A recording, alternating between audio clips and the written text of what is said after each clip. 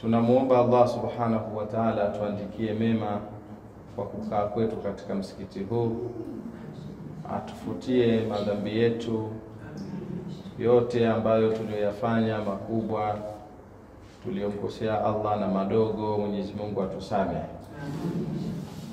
Tunamuomba Allah subhanahu wa ta'ala awarehemu na kuwahurumia maiti wetu waliotangulia mbele ya haki.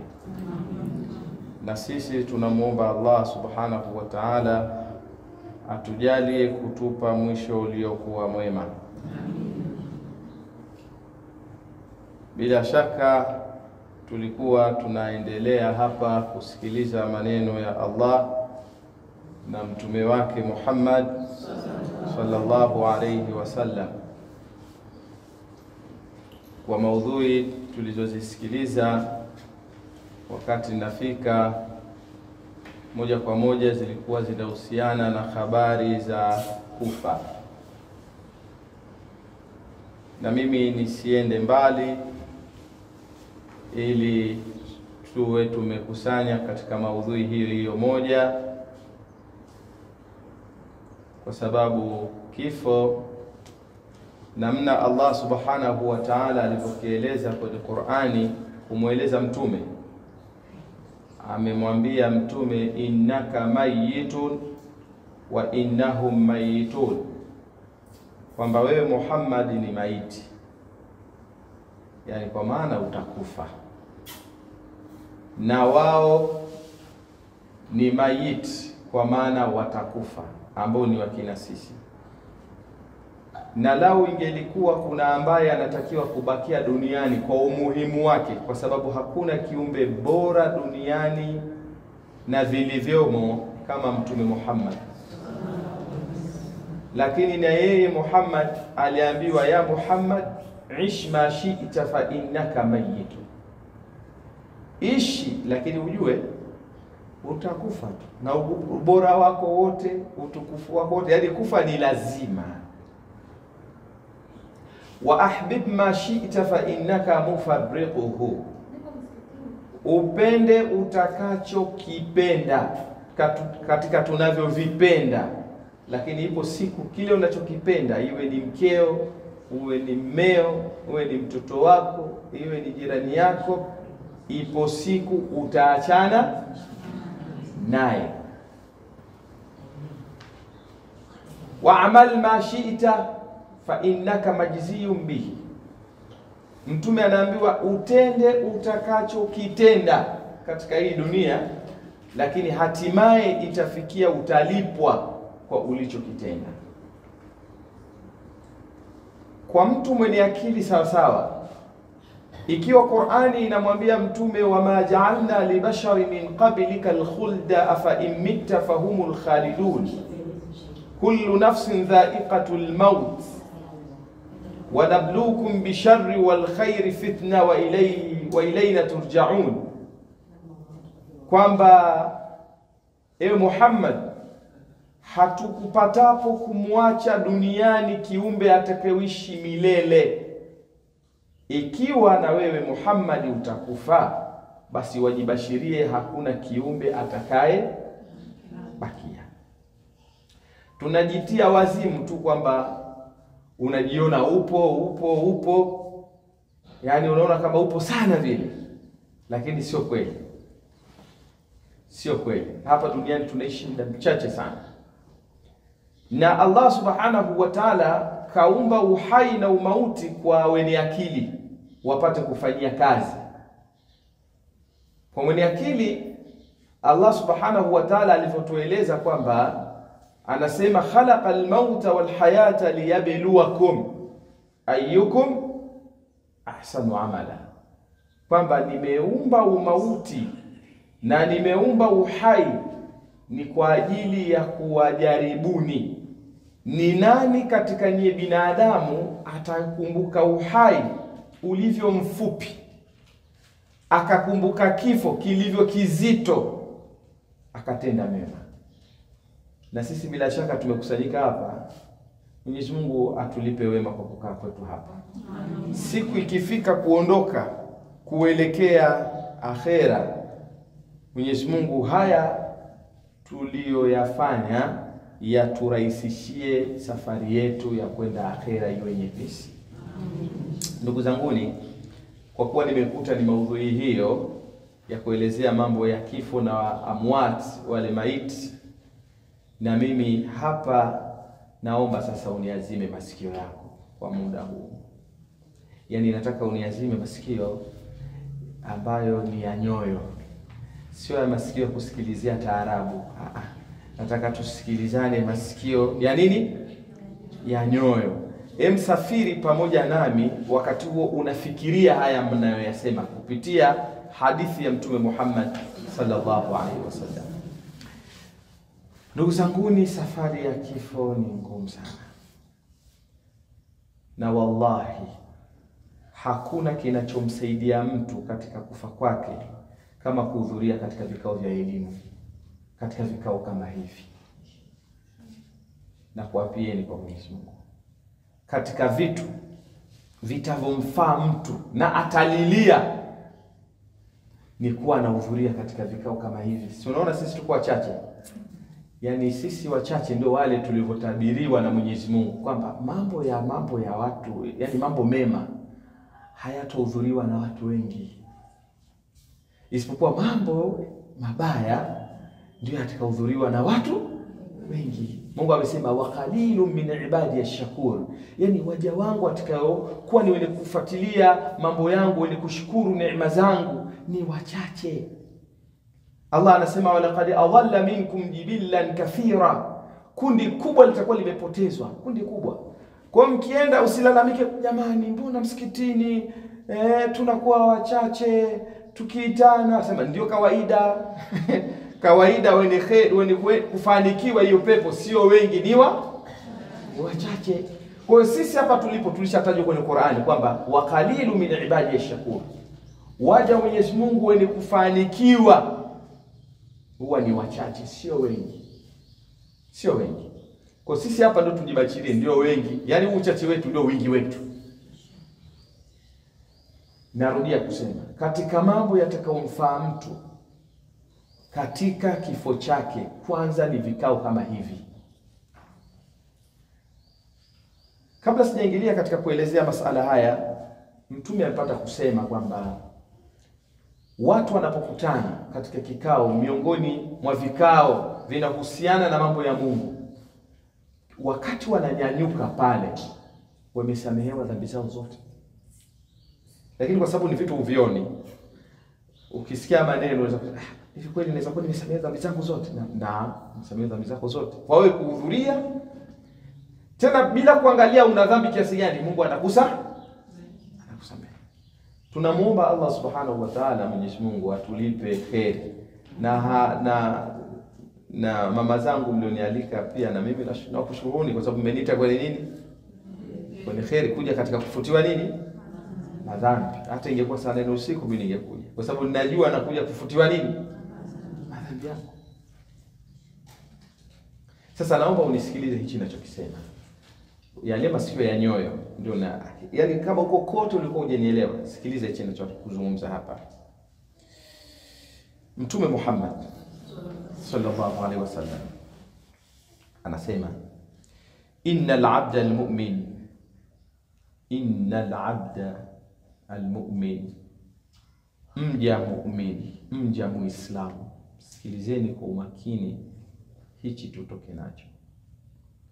Innal abda almu'min, hakika mja mu'min, mja muislamu, idha kana fil inqita'i min ad-dunya, pindipo anapokuwa yuko katika kukata mawasiliano baina yake yeye na dunia.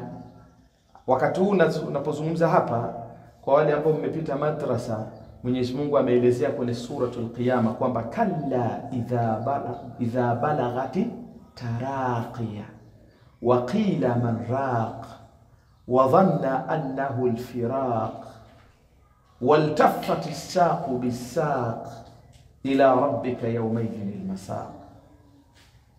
Aya inasema kalla idha balaghati taraqi, hakika roho zitapofika kwenye mishipa yako.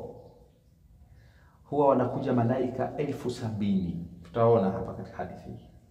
Wanamzunguka yule mtu ambaye bado yuko na mawasiliano ya akhera na mawasiliano ya kidunia. Malaika 70,000. Malaika mauti hapo hajaja. Bado hajaja. Wanakuja hao malaika. Ikiwa ulikuwa ni mja mwema, watakuja malaika wazuri sana. Wazuri sana. Hii ndio Qur'ani inavyotueleza. Lakini kama utakuwa ni mtu uliishi unavyotaka wewe, unajua katika hii dunia hutakiwi kuishi unavyotaka wewe, unatakiwa uishi namna gani Mungu alivyokuelekeza uishi. Tatizo sisi tunaishi tunavyotaka sisi. Wale malaika wanaambia wale ndugu wa marehemu, wale ndugu ambao wa yule mgonjwa pale, wanasema wanamwambia na mgonjwa mwenyewe, waqila man raq, hivi nani atakutibu hapa sasa?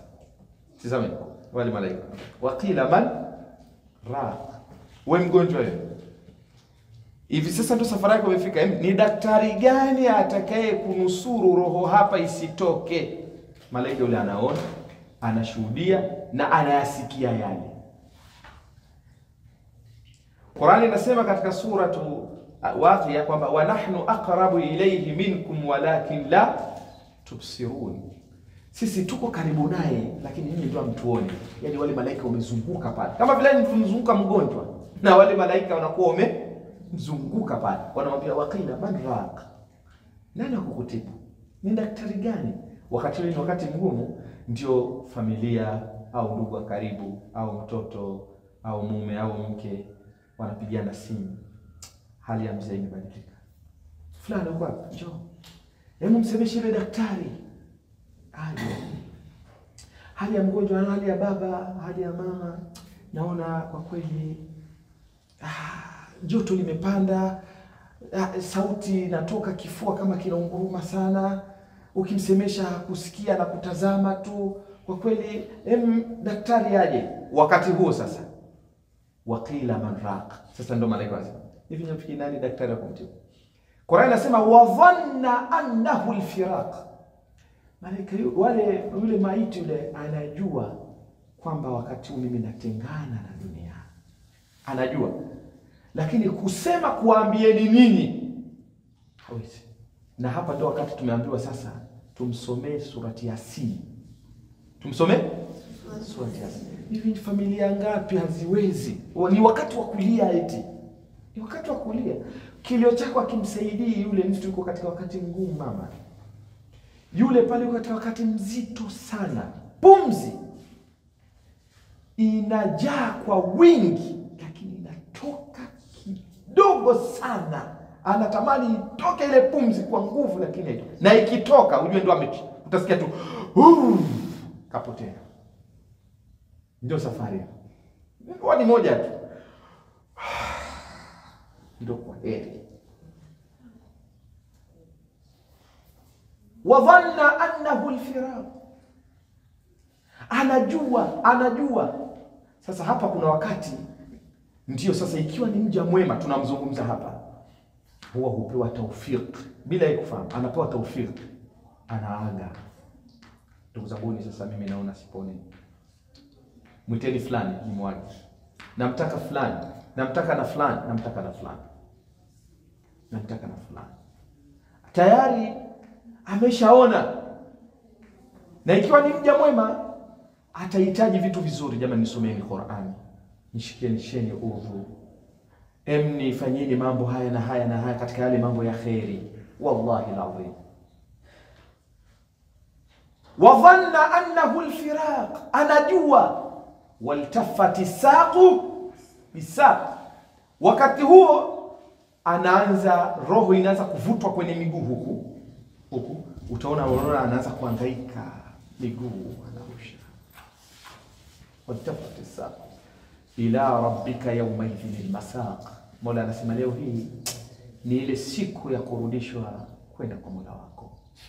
Malaika watakaa pale, wanaweka kikao. Wakati nyewe mnaona hali ya mgonjwa imebadilika, mkimshika mnamuona miguu tu imepoa, lakini moyo bado unapiga kwa mbali, jasho lingi. Mnaona kwa kweli hapa ni wakati mgumu, ambao tunaambia wakati laqinu mautakum la ilaha illa Allah, Wakati huu sasa ni wakati wa kuwalakinia watu hawa, unatakiwa mseme la ilaha illa Allah, la ilaha, sio vilio. Natakiwa tumsaidie sasa na la ilaha illa Allah. Malaika wakati wanakaa kikao na wenyewe pembeni, wanaanza kukagua daftari la ule mtu. Wasema fala saddaqa wala salla walakin kadhaba wa tawalla. Lakini wanaangalia kwenye sadaka, asema mbona hatuoni? Mbona hatuoni sadaka? Wallahi sadaka. Cha kwanza kuangaliwa malaika wanaangalia nini? Sadaka. Sadaka iko wapi? Wala salla, wanaangalia sala. Mbona hakuswali? Wanaambiana walakin kadhaba wa tawalla, huyo mtu aliyapa mgongo wa mambo.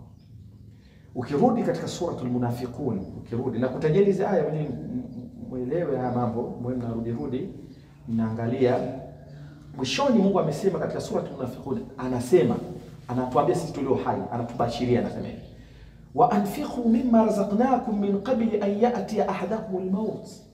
Toweni mali zenu, nguvu zenu, fikra zenu, juhudi zenu, wakina mama wa Kiislamu, toweni kabla mmoja wenu hajafikiwa na nini? Na mauti. Akifikiwa na mauti, fayaqula rabbi, atasema kumwambia Mola wake, laula akhartani ila ajalin qarib, lau ungenichelewesha muda kidogo tu, fa asaddaqa wa akun min as-salihin, ningelitoa pesa zote nilizonazo benki ili niwe katika safari nzuri. Cha kwanza atakikumbuka sio swala, sio hii somo tunaimalizia, atakumbuka nini? Sadaka. Wallahi ndugu zangu, sadaka ina siri kubwa. Ndio maana utaona katika Qur'ani kila ilipotajwa swala ikatajwa na nini? Sadaka. Lakini sisi tuko wapi? Tutakuja kukumbuka wakati sasa roho ziko katika koo, unaoneshwa. Mungu anasema katika surati Amma, anasema yauma yanzuru almar'u ma qaddamat yadahu wa yaqulu alkafiru ya laitani kuntu turaba.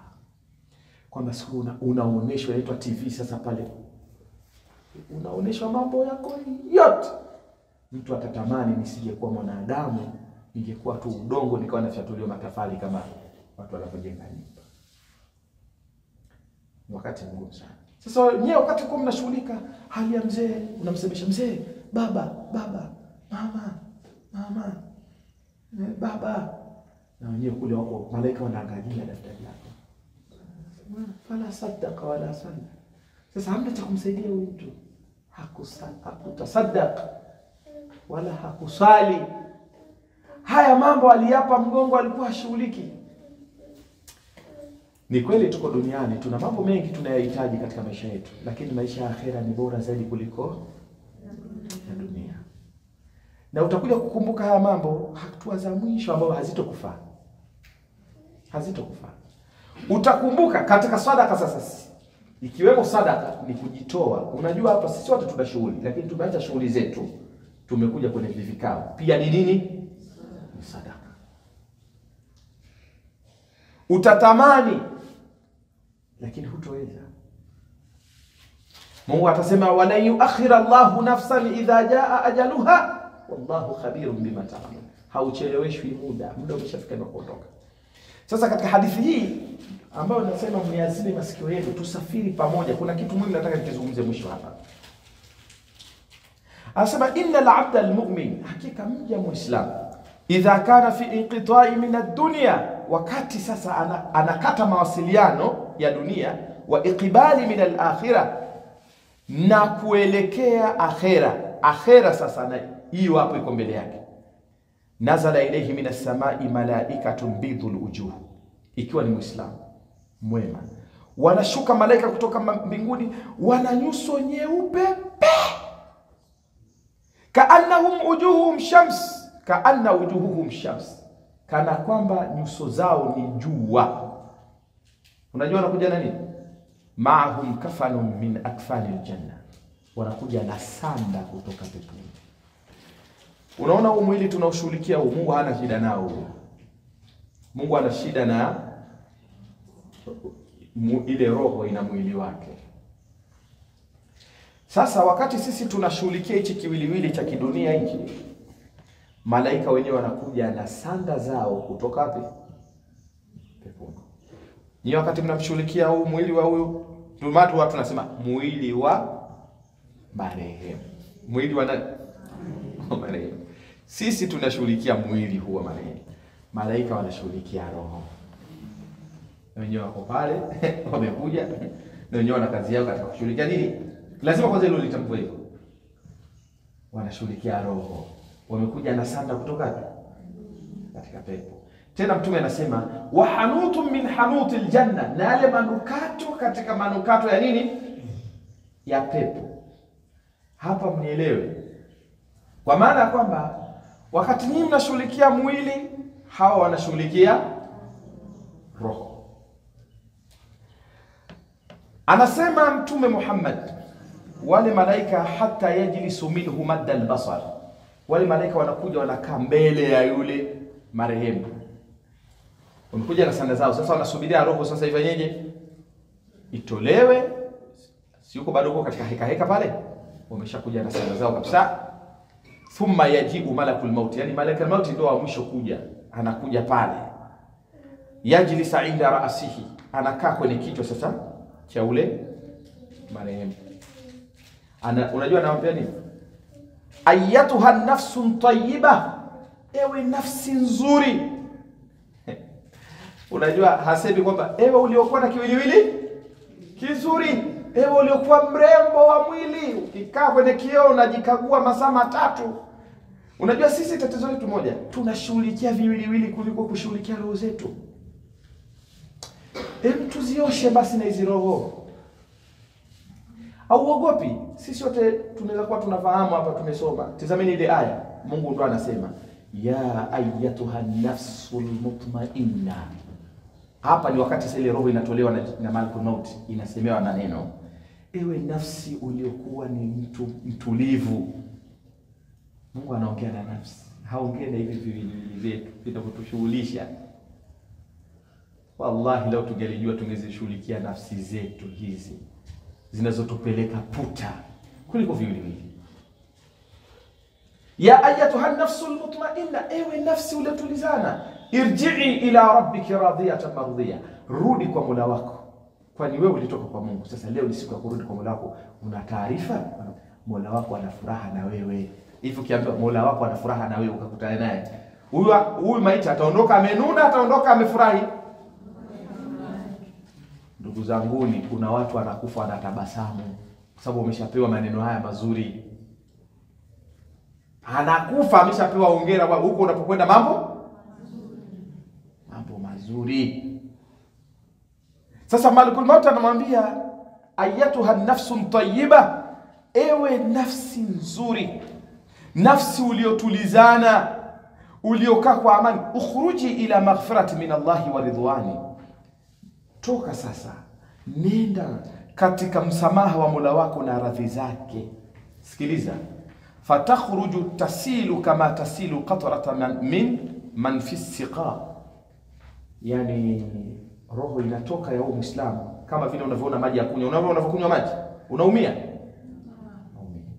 ndio roho ya Muislamu inapotoka. Kwa ukisikia kwamba kutoka roho kuna uchungu mkali, sio kwa Muislamu muumini alifanya mema, ni kwa nani? Muovu. Utaona katika suratul Nazi'at Mola amesema wan nazi'ati gharqa, ameapa kwamba kuna roho zinatolewa kwa hali ngumu sana, kama tutavyoona hapa, hali mbaya, kwa mateso mazito. Lakini Mola akasema wan nashitati nashita, kuna roho zinatolewa kwa kubembelezwa. Mola amesema katika Qur'an, innal ladhina qalu rabbuna Allah thumma istaqamu tatanazzalu alayhimul malaikatu alla takhafu wa la tahzanu wa abshiru bil jannati allati kuntum tu'adun nahnu awliyaukum fil hayatid dunya wa fil akhirah ولكم فيها ما تشتهي anfusukum wa lakum fiha ma tad'un nuzulan min ghafurir rahim. Hizi ni aya zinaelezea mtu mwema sasa wakati anaondoka. Nasema innal ladhina qalu rabbuna Allah thumma istaqamu, hakika wale waliosema Allah ni mmoja na wakaa katika dini yao wana msimamo. Unajua watu wote tutasema Mungu ni mmoja, sisi Waislamu, lakini hatuna msimamo katika dini yetu. Hivi mnaamini kwamba kuna watu swala zinaweza kuwapita kwa sababu ya kupika? Yaani yeye nitaswali, ngoja nimalizie hapa kupika. Hujawa na msimamo na Mungu wako. Yaani hapa Mungu anapoongea na wale waliosema Mungu ni mmoja, hakuishia kwa kusema Mungu ni, lakini likitapofika jambo la Mungu, analiacha jambo lake, anaenda kutekeleza jambo la nani? Ndio haya yanazungumzwa hapa. Sisi hapa tumefeli kwa kiasi kikubwa jamani. Lazima tujikubali kwamba hapa tumefeli na inatakiwa tukubadilike kabla tujaondoka. Sasa Mungu anasema innal ladhina qalu rabbuna Allah thumma istaqamu, wale waliosema Allah ni mmoja kisha wakawa na msimamo katika mambo ya Mungu. Unajua sisi watu tunafanya mambo lakini hatuna muendelezo, tunakata. Hatudumu. Kwa hiyo kuna mtu anasema wallahi nianze kuswali. Nianze kuswali. Utaona anapambana labda akienda sana wiki. Alafu baada hapo anaanza sasa kubipwa. Swali ya dhuhuri, la asili nimempita, magharibi nimempita. Akija kukumbuka isha, afana anakata. Hivi unafikiri tutafika salama kwenda? Lazima tuwe na yakini na mambo ya Mungu. Kwa Mungu anasema innal ladhina qalu rabbuna Allah thumma istaqamu, wale ambao waliosema Mungu ni mmoja na wakawa na msimamo katika mambo yake, hawakuyumbishwa. Mola amesema kule kwenye surati Nur kwamba rijalun la tulhihim tijaratun wala bay'un an dhikrillahi wa iqamis salah wa ita'iz zakat yakhafuna yawman tataqallabu fihi alqulub wal absar, kwamba wapo wanaume, wapo wakina mama wakisawasawa, hawashughulishwi kuuza na kununua, eti kukawafanya kuuza na kununua waache kwenda kuswali na kumtaja nani? Huu ni muda wa sala, nafunga biashara yangu naenda kufanyaje? Lakini wanaweza hayo ni wachache. Watakuja kuyakumbuka mambo ambao muda ambao haufai.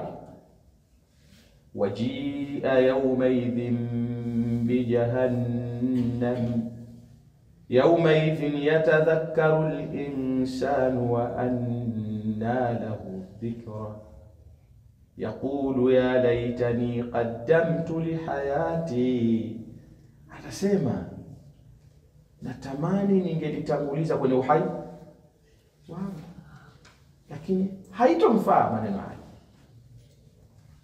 Sasa Mwenyezi Mungu anasema tatanazzalu alaihimul malaika, hawa watu sasa ndio hawa malaika tunawasema hushukiwa na nani? Na malaika. Wamefunika pale malaika.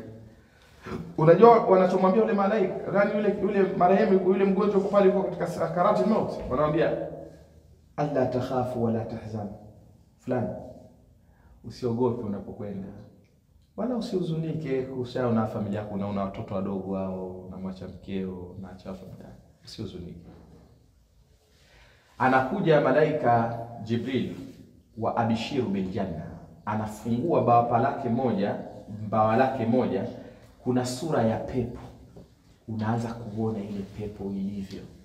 Sasa wakati ule unatabasamu ile, ndio roho inapoondoka hapo. Sasa unafuta kuna maiti wengine wako wamecheka. Unafurahi. Yaani wala hana matatizo na mtu. Safi kabisa. Mimi na wewe tunakufaje ndugu yangu? Yaani ni wakati tunataka tutengeneze safari zetu. Ndio kisieli husnul khatima, ule mwisho mwema. Unatakiwa tuitengeneze mwisho mwema, mimi na wewe tuko hapa. Tuko hai. Yaani ndio fursa tuliopewa. Ni wakati wa kutaka kubadilika. Pambana tu na nafsi. Nafsi ndio zinatufanya tusiweze kukaa vizuri. Badilika tu. Wale malaika wanamwambia nahnu awliyaukum, sisi ndio marafiki zenu. Huko tunapokwenda, wewe umeacha mashoga zako huko mitaani. Sasa marafiki ni sisi. Mara yule mtu ambaye yuko katika safari ya kifo, wallahi atakuwa na furaha, hana huzuni. Anakuwa na nini? Kwa roho inatoka vizuri. Fayakhudhuha, anaichukua. Fa idha akhadhaha, pindipo atapoichukua, lam yadauha, haiachi fi yadi, katika mkono wake, tarfata ain, kabisa, hata yakhudhuha yafajaluha fi dhalika alkafan, anaiweka katika ile sanda. Wa fi dhalika alhanut, na katika ile manukato. Yale manukato yananukia dunia nzima, isipokuwa mwanadamu na jini ndio hasikii, isipokuwa wandege, wadudu wote, kuku wanasikia harufu ya manukato yale malaika. Yule maiti yule roho iliyowekewa kia vizuri sana. Baada ya hapo, hapa haya yote yanafanyika hapa, bado hamjajua kama yule mtu amefanyaje, amekufa. Yani yuko bado katika hali ile. Anasema malaika wanapanda naye, fayasaaduna biha, wanapanda na ile roho, wanapanda nayo mpaka mbingu ya 7 Palestina pale. Roho zote zikitolewa huko zinapita pale katika mlango alopita mtume kwenda Miraji. Roho zote zinaenda kule, pandishwa kule, zinaona mambo yake. Alafu baada ya hapo inarudishwa. Ikirudi tu pale ndio mnapata nije taarifa kwamba bwana kafanyaje, inna lillahi inna ilaihi rajiun. Ndio taarifa ndio jamaa fulani kafa, lakini roho ilishasafiri na imesharudishwa. Mtume Muhammad anasema ikiwa ni mtu muovu, Allahu Akbar, Mola asitujalie katika hao, wanakuja wale malaika na sanda kutoka motoni. Sanda kutoka motoni wanakuja, na malakul mauti na yeye anafuatia. Ile roho inatolewa kwa misuko. Unaweza mtu akatoka juu ya kitanda akaangukia chini ya uvungu, so zile heka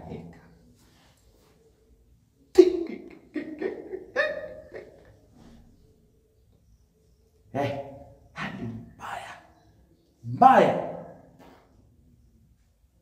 Ikishatolewa ile roho inawekwa kwenye ile sanda ya mtizame.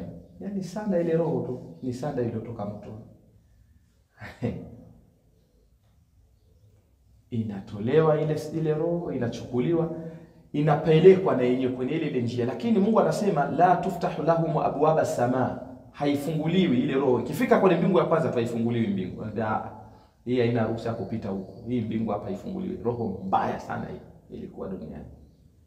Roho mbaya. Irudisheni huko ilipotoka. Thumma radadnahu asfala safilin. Kisha ile roho wale malaika wanarudi. Kirudi tayari na nyinyi mnapata taarifa bwana fulani kafanyaje. Sasa Mwenyezi Mungu hapa anatueleza maneno makubwa, anasema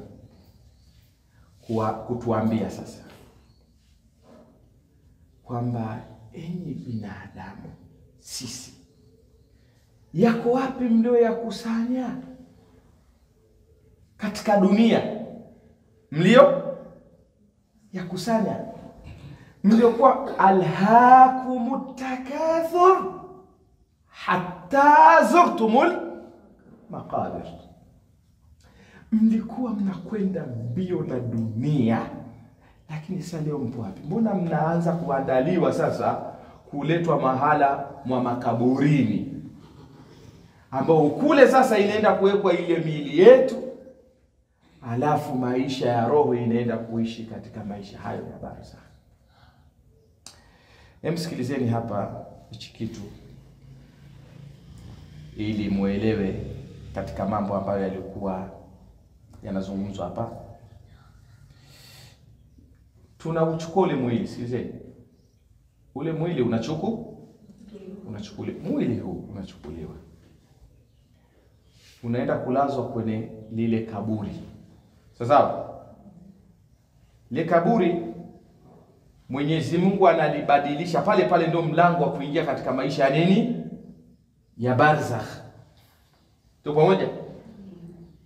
Wewe ukifungua pale, ukifungua maiti unakuta mifupa. Lakini pale kuna maajabu makubwa, Mwenyezi Mungu anaigeuza ile ardhi pale. Ni ulimwengu mwingine kabisa. Unajua kinachofuatia pale ni kitu gani? Ile roho inaletwa sasa kwenye ile kaburi, kwenye ule mwili pale kwanza. Hapo ni wakati mgumu sana. Ikiwa ni mja mwema, anakuja mtu mzuri mno. Mzuri hujapatapo kumuona wewe katika hii dunia. Anakuuliza, unanifahamu? Ni ulimwengu wa maajabu. Unanifahamu? Anasema mimi sijapata. Unamwambia mimi sijapata kuona kiumbe mzuri kama wewe duniani. Mimi ndio yale matendo yako yote mema ulikuwa unayafanya, Mwenyezi Mungu alitengeneza kuwa ni kiumbe ili nikae na wewe hapo, usikae mpweke. Ina maana yani rafiki yako mzuri wa kukaa naye maisha ya kule barzakh unamtengeneza mwenyewe. Wewe mwenyewe. Lakini balaa hili hapa. Ili hapa linakuja. Yule mtu mbaya sasa aliyowekewa sanda za motoni akilazwa pale.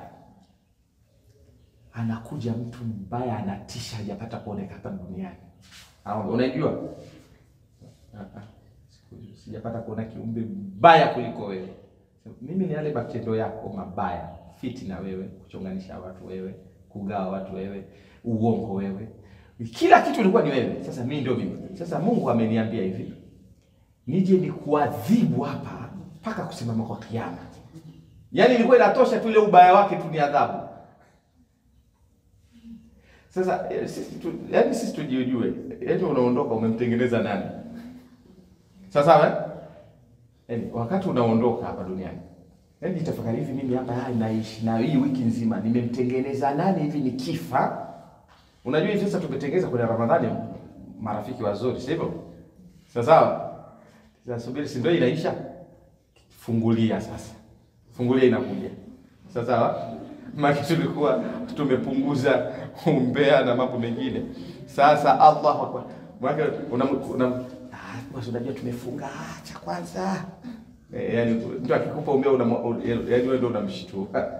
Subiri kwanza, unajua tumefunga babu wewe. Babu wetu tumefunga subiri Ramadhani inaisha hii. Allahu Akbar. Ni balaa. Lakini tujue wakati unapenda mambo haya, unamtengeneza kiumbe ambaye ni mbaya sana. Baada ya hapo, ikiwa ni mja mwema sasa tunamzungumza, anakuja pale. Alafu inakuja swala, inakuwa kiumbe. Inakaa kwenye kichwa. Swala ile.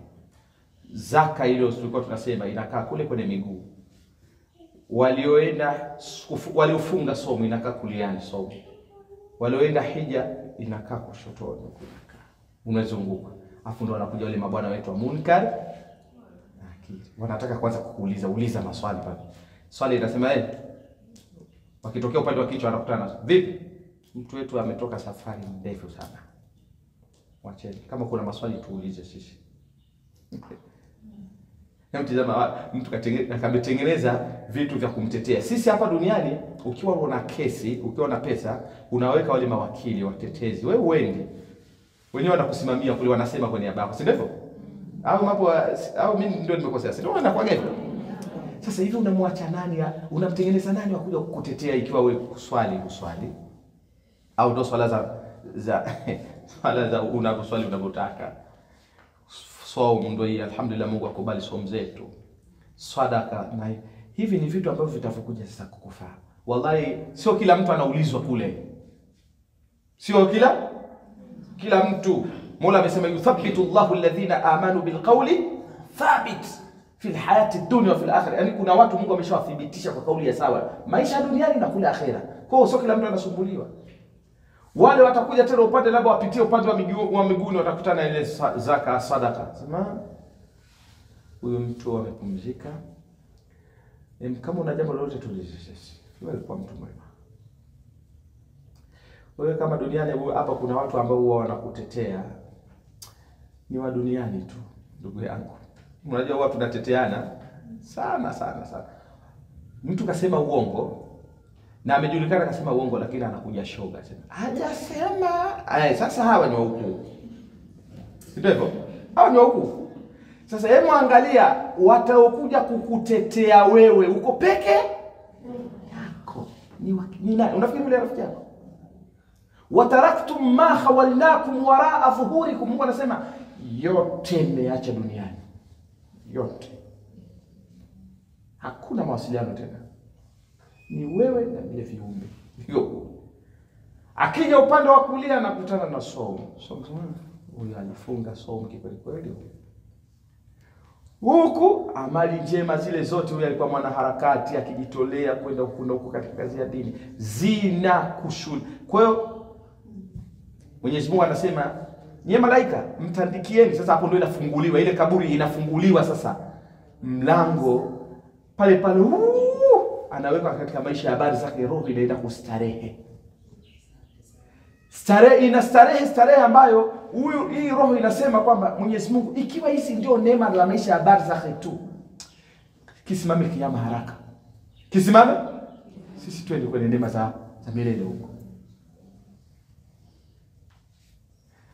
Nachotaka nikwambie ni kwamba mama yangu, yani kuwatengeneza hizi amali hizi ndio kutengeneza vitu vitavyokufaa katika maisha yako. Alafu unajua tunaishi sana kule kuliko tunavyoishi hapa duniani. Hapa tukiishi ndio hiyo miaka 70, 80, hapo ndio tumeisha sana watu wazee.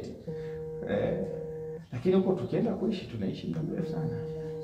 Mpaka kusema hicho kiyama hicho inahitaji maandalizi. Na ikiwa ni mtu mbaya, ina maana swala haitokuwepo, sawa? Wala somo haitokuwepo, wala kitu chochote cha atakuwa ni yeye kama yeye. Ndugu yangu, wewe kama wewe ndio mara yako ya kwanza umefika, wala usiende mbali. Mtizameni yule mtu wa kwanza kusimamishwa mahakamani, yani hajawahi kusimamishwa mahakamani, sawa? Ndio mara yake ya kwanza anasimamishwa mbele ya hakimu. Hivi inakuwa hali kiasi gani? Mtu wa kwanza ndio mara ya kwanza unasimamishwa mahakamani kizimbani, hata kama ndio kuna haki kweli, inakuwaje?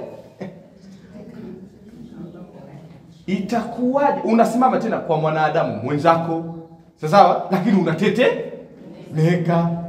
Hivi unaonaje uko peke yako katika maisha ambayo ndio bismillah wewe unafika mara ya kwanza, afa hauna mtetezi? Hauna nini? Mtetezi. Hauna mtetezi. Wale wanakuuliza marabbuka, lazima kuulize hilo swali. Muumini aulize swali hilo. Marabbuka? Sijui. Hata kama ulikuwa unajua sijui, kwa sababu uliishi vibaya. Unaanza misukosuko pale, unaanza kutewa mtihani. Kwa kweli ni mtihani migumu. Mtume anasema katika kutafsiri aya, wanazuoni wanatafsiri ile aya, waman a'rada an dhikri fa inna lahu ma'ishatan dhanka, kwamba mbavu huwa zinapishana sasa pale. Na kuulia inakuja huko kwanza hivi unafinywa hivi. Na ni mambo sasa, dunia sasa inashuhudia matukio kama haya. Dunia inaanza kuona kuna hali za hatari zinapitika huko. Mwenyezi Mungu atunusuru na atuhifadhi. Sasa huu ni muhadhara nimeukuta unaendeshwa na kijana wangu hapa, nikielezea masuala ya maisha ya roho. Nataka nikwambie sasa, ili ondoka nalo katika kitu ambacho kitachotufaa sisi baada ya kuwa tumeondoka duniani. Na ninakupa hapa na ndo namaliza muhadhara wangu. Sikiliza kwa umakini. Ukiwa tuko hai hapa duniani, ni wakati wa kuwatengeneza wale jamaa wa kutusaidia kule maisha ya kaburini, si ndivyo? Au sio hivyo? Mtume Muhammad sallallahu alaihi wasallam siku moja aliwatokea maswahaba.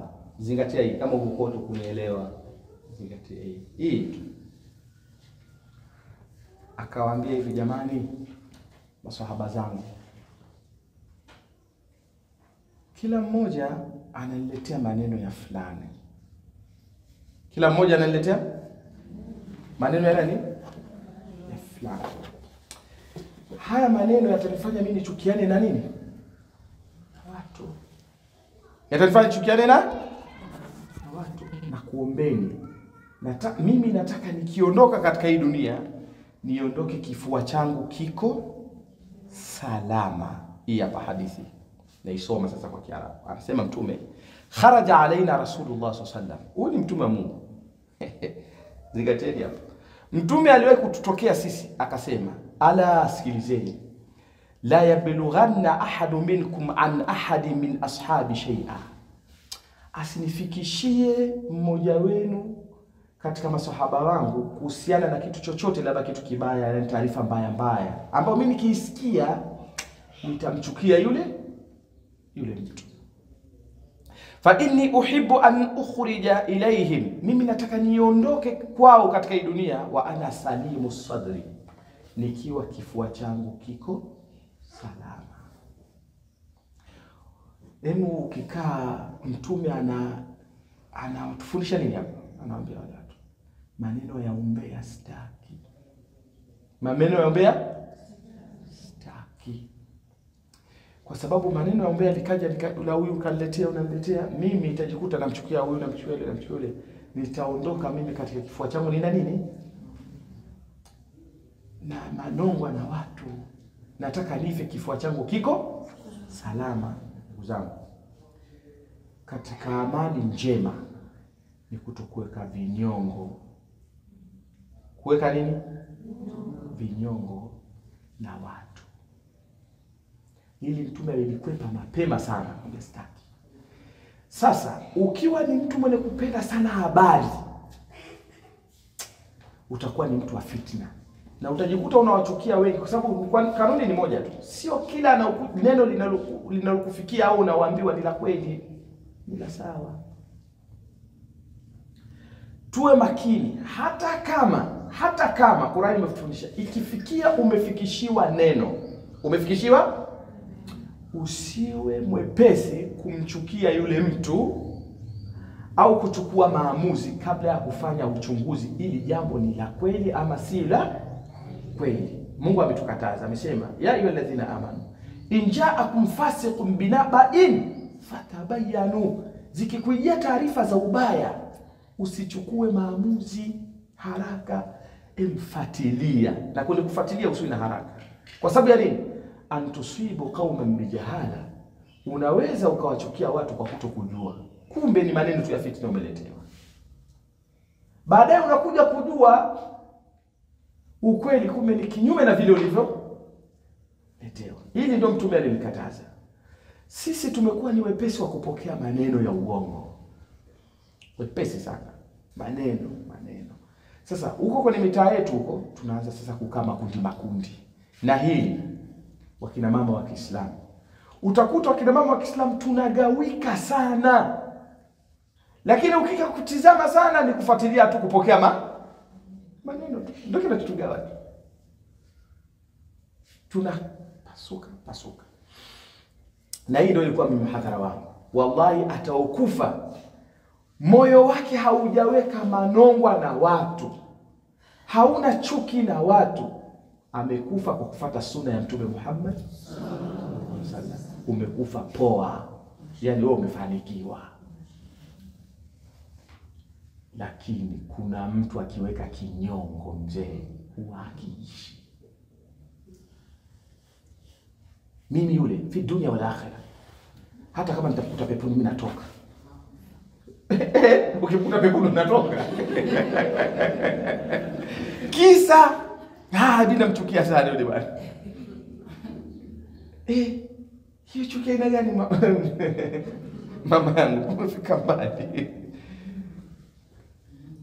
Andikeni sura hii ambayo ndio darasa yangu. Hii niliunga hapa kwa sababu nilimkuta kijana anazungumzia maudhui hayo.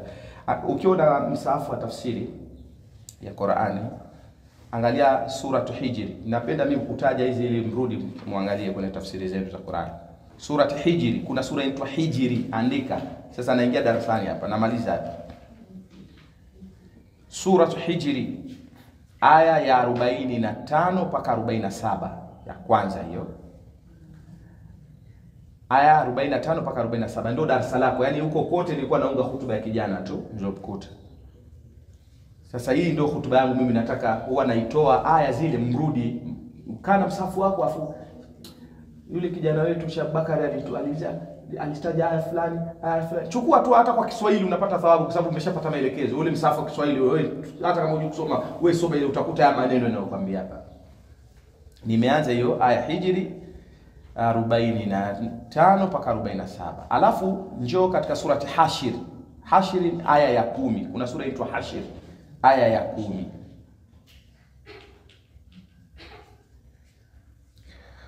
Alafu tutakuja katika suratu Bakara. Surati Hashri aya ya 10. Tunakuja Bakara 113. 113.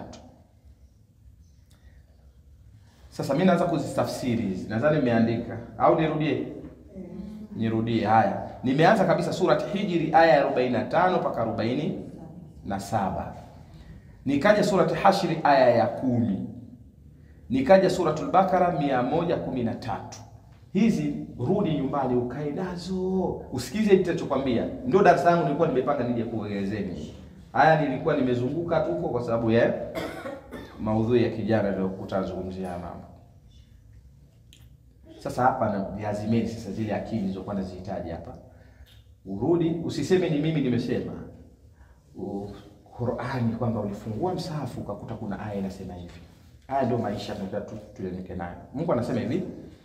Inaanza hiyo surati Hijri 45 mpaka 47. Mungu anasema hivi. Innal muttaqina fi jannatin wa uyun. Anaanza kuwazungumzia watu wa peponi. Mungu atujalie tuwe katika hao. Sasa anasema hakika wacha Mungu watakuwa katika mabustani yenye chemchemu, wanastareheshwa humo. Wataambiwa hivi, udkhuluha bisalamin aminin. Ingieni katika hiyo pepo kwa salama na amani. Kwa salama na amani. Bila shaka hawa paka wanaingia peponi kuna kazi watakuwa waliifanya, sio? Sasa sikilizeni hizo kazi walizozifanya. Mungu anasema hivi, wanazana ma fi sudurihim min ghilli. Hawa watu tunaoingiza peponi tuliondosha chuki kwenye nyoyo zao. Walikuwa hawana tabia ya kuchukiana. Ikhwana, na waliishi kama ndugu. Yaani ukiona tu paka hapa. Yaani maisha yetu sisi ni chuki kwenda mbele. Alafu jibashiria utaingia. Yaani rudi kwenye msafu ukae sasa uanze kuzingatia hii. Yaani anasema hivi kwa sababu ya nini? Amesema hivi tukawaondolea katika vifua vyao chuki, wakawa kama ndugu. Kwa sababu chuki zinatufanya tuishi yaani tuishi tofauti na ndugu. Leo huwezi kuamini familia moja, baba mmoja, mama mmoja, unaweza kuta wasemeshana maisha yao. Mtu na jirani yake ni Waislamu. Hatusemi hao sio hao wengine. Waislamu hasa hawasemi. Kwa nini? Chuki, ule undugu umekati kwa sababu ya chuki. Nafikiri tutapata kwa haya maisha tunaishi haya. Wallahi lazima tubadilike. Jamani, haya sio maneno yangu. Msisemi kwamba maneno ya Abubakar kaja kusema. Mimi mara nyingi napenda kuashiria turudi kwenye misafu yetu, tusome zile aya zinazokuwa naziashiria. Mungu anasema hivi, hawa tunaoingiza peponi katika mabustani chemchemu, wataambiwa ingieni kwa amani. Kwa sababu ya nini? Tuliondoa katika vifua vyao chuki. Ikhwanan, wakawa ni ndugu. Kwa sababu chuki zinavunja undugu. Mambo yetu sisi Waislamu, hata ile mambo yetu ya umoja yale hayaendi yakafanikiwa kwa sababu tunaishi kwa machuki. Tunaanzisha mambo afu yanakufa. Ukija kutazama kwa sababu vichuki tu viko mle. Hatuwezi kufika. Lazima tukubali kubadilika. Ala sururin mutakabilina. Walikuwa wakikutana wanakutana kwa furaha. Leo unaweza kukutana na Muislamu mwenzako, jicho atalokupiga, utasema utataka kuja nipite huko. Ngoje. Kumbe Waislamu walikuwa duniani wakiwa hawana chuki, wakikutana watakutana kwa furaha. Sisi wallahi hawezi kuamini tunaweza kukaa huko kwa pamoja, lakini tukao haturidhiani wala hatuna furaha na wenzetu. Yaani ukaona tu vibaya, yani nilikuwa niko pale basi tu. Unajua alikuwa fulani. Ni basi tu nilikuwa lakini kwa najisikia ni kifua kinajaa. Nilikuwa nasikia kifua kinajaa fulani. Wallahi nilikuwa sina amani kabisa. Kwa yule pale, wallahi kuna watu hawaendi kwenye shughuli sehemu fulani kwa sababu ameona fulani yupo. Jamani, hii ndio darasa langu nilikuwa nimekusudia kusema. Ndio matatizo tutafuna katika miji yetu, katika maisha yetu ya mitaani huko. Eti mtu anaweza kuacha kwenda kufanya jambo la kheri eti kwa sababu yupo fulani yeye wanachukiana, eti anashindwa kwenda kufanya kazi ya Mungu. Na hili nakwambia sio kwa nyinyi wakina mama, mpaka kwa maustadhi na mashehe.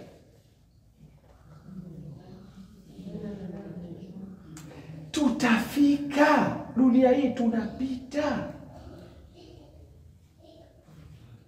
Jamani, rudini katika hiyo. Hii nazungumza ni hiyo nimewaambieni. Hijri 45 ndio inatuambia maneno. Watakaoingia peponi ni wale ambao waliondolewa machuki, wakawa ni ndugu, wakikutana wanaelekeana kwa furaha. So uko hapo na mwenzako. Kuna kila kwa anavuta na ushungi anaka kumbeni. Haya, ndio nini? Tunaishi vipi sisi? Alafu unataraji eti swala tu ya Allahu Akbar sallallahu liman hamida, moyo bado. Hizi sala bado. Somo tutafunga sana. Kama tuko katika hali, wallahi hatutofanikiwa kama sisi hatujaishi Qur'an.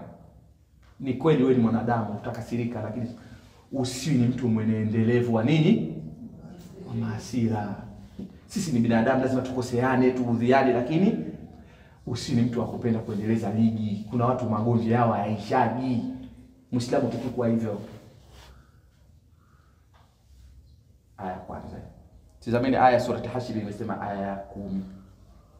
Anasema hivi, walladhina ja'u min ba'dihim, wale waliokuja baada yao, yaquluna rabbana ighfir lana wa li ikhwanina alladhina sabaquna bil iman. Mwenyezi Mungu tusamee sisi na ndugu zetu waliotangulia katika imani. Afu akasema, wala tajal fi qulubina ghilla, Mungu usiweke katika nyoyo zetu chuki. Yaani katika dua tukiwa uiombe, Mungu asiweke katika roho yako nini? Kuwa ni mtu wa machuki. Wallahi kuna watu kidogo tu kaisha vimba, kajaa, amira ikasome. Yaani kuna mtu hivyo nakwambieni, yaani kuna watu yaani kidogo, yaani anaga basi ni mwanadamu naye katereza, nimekusamehe bwana. Yaishe mtu endeleze ndugu wetu. Anaweza kununa mwaka. Na kununa mwaka ndugu yangu, dunia yenyewe fupi. Samehe. Hiyo Hashiri 10. Ya mwisho darasa yangu ndio inaishia hapa. Anatuzungumzia kuhusu Mayahudi, na hapa mnielewe vizuri. Mayahudi wanasema hivi, waqalat alyahudu laysat an-nasara ala shay'in. Mayahudi walikuwa wanasema, wanawapiga madongo manaswara kwamba hao Wakristo sio lolote, hao wapuzi tu. Waqalat an-nasara, na manaswara wanasema laysat alyahudu ala shay'in. Na wale Mayahudi manaswara, Mayahudi hawana chochote. Hii inazungumzia ni Bakara 113. Sawa jamani? Mungu anasema wa hum yatiluna kitabu, hali ya kwamba wote wanasoma kitabu hichi. Sisi ndio tumechukua zile tabia za Kimayahudi. Kwani yule ndio nini? Na lolote. Wale hawana chochote wale. Nani fulani? Ana nini yule? Tayari tumeenda kuchukua tabia za Kiyahudi ambao Mungu amezilani. Tunasema ghairil maghdubi alaihim wala dhalin. Mayahudi na manaswara wamekasirikia, ndio tunaenda kuchukua tabia zao. Wale hana lolote na huko wanasema, kwani yeye ndio mnani? Na wewe mwenyewe una chochote? Si ndio tunapigaga hivyo. Tunapiganaga hayo mambo. Nani? Fulani. Aende zake huko. Ana nini? Hana lolote, anajitia kimbele tu. Lakini huko na hana lolote. Sasa bahati mbaya sasa haya mambo sasa taarifa zinafika. Hawa huko wameambiwa hana lolote na wao hamna lolote. Sasa kinachofuatia hapo nini? Chuki, migawanyiko, hatutofanikiwa. Na saa zangu zilikuwa ni hizi katika aya zitatu kwamba tujitahidi kuondosha chuki katika nafsi zetu. tuvumiliane, tukubali kusameheana, na usiwe sana unapenda kupokea taarifa zisizo rasmi. Utagombana na wengi. Sana. Mtume mwenyewe kaliona hili akazuia, sema sitaki jamani. Nataka niondoke moyo wako. Kifua changu kiko cheupe. Sitaki niondoke na makorokoro ya watu. Tunamwomba Mwenyezi Mungu Subhanahu wa Ta'ala kwa kukaa kwetu kwenye kikao hichi. Ya Rabbi, unatujua sisi waja wako. Kuanzia pale tulipoanza kuandikiwa dhambi katika umri wetu wa baligh. Tunakuomba Mwenyezi Mungu utusamehe madhambi yetu yote. Utuhurumie kwa ukubwa wa madhambi tuliyoyafanya. Utujalie kuwa ni weupe katika madaftari yetu, hatuna dhambi hata moja. Kwa baraka kikao hiki na siku ya leo, inawezekana ikawa ndio siku ya mwisho wa Ramadhani. Tunakuomba Mwenyezi Mungu Subhanahu wa Ta'ala utupe nguvu na afya na swiha, tufike Ramadhani nyingine tukiwa salama.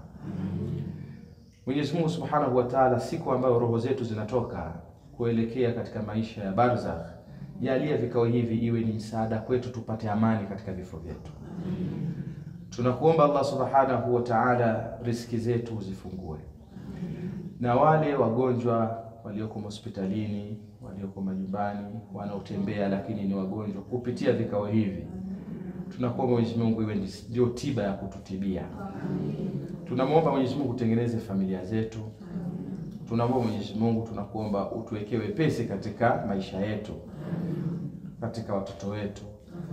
Tuepushe na balaa zinazokutembea usiku na mchana. Ya Rabbul Alamin, jalia tupendane. Jalia nafsi zetu zikae sawa. Wa sallallahu ala nabiyyina Muhammad wa ala alihi wa sahbihi ajma'in, walhamdulillah.